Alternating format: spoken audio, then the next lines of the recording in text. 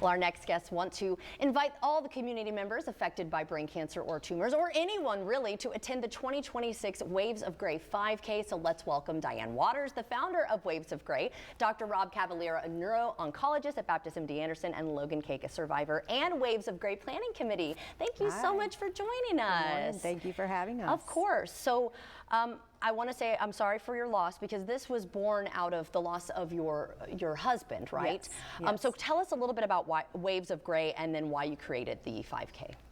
So after he passed away, we were looking for something in the community to spread awareness, raise money for research, and there was just nothing here.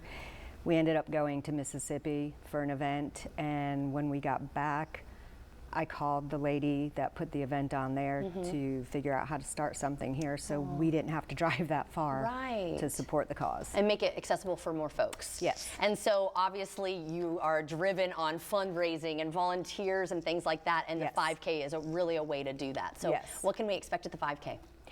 So this is our 9th year, and we have grown so much. We started with just over 400 people on the beach itself.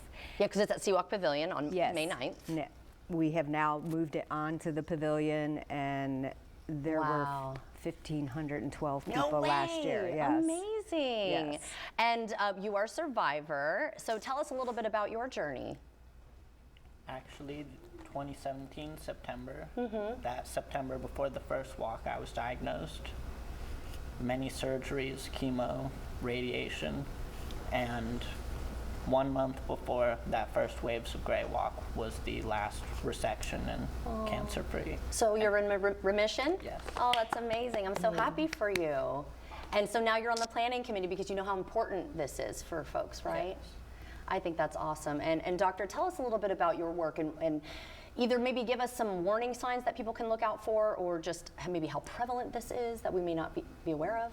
So it's not a common, but it's not rare. It's about 12 to 13,000 cases a year. Really? It, quite frankly, progresses or presents much the way a stroke would present. Okay. So really, when we talk about all the stroke warning signs, whether it's that weakness change, the speech change, whatever it may be, it's a very similar presentation to a stroke.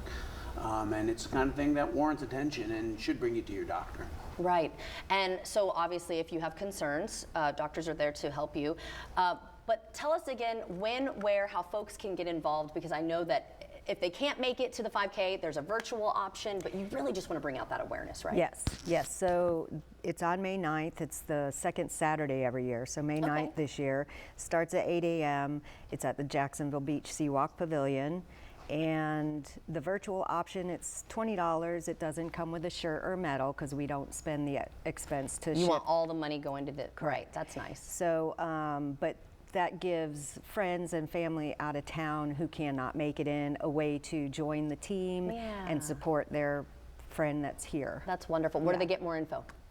Where to register? So we have wavesofgray.org. Okay. Or if they just want to go find the event, you can go to runsignup.com and look for Find a Race and just type in Waves of Gray. Okay, wonderful. Well, thank you so much for joining us. Yes, and again, I'm sorry you. for your loss, but you're turning it into something great. Logan, I'm so glad that you're doing well. Thank you for sharing a little bit about your story. And doctor, thank you for the work you do. We do a lot with Baptist MD Anderson, and you guys do great work. So thank you again, and we'll be right back.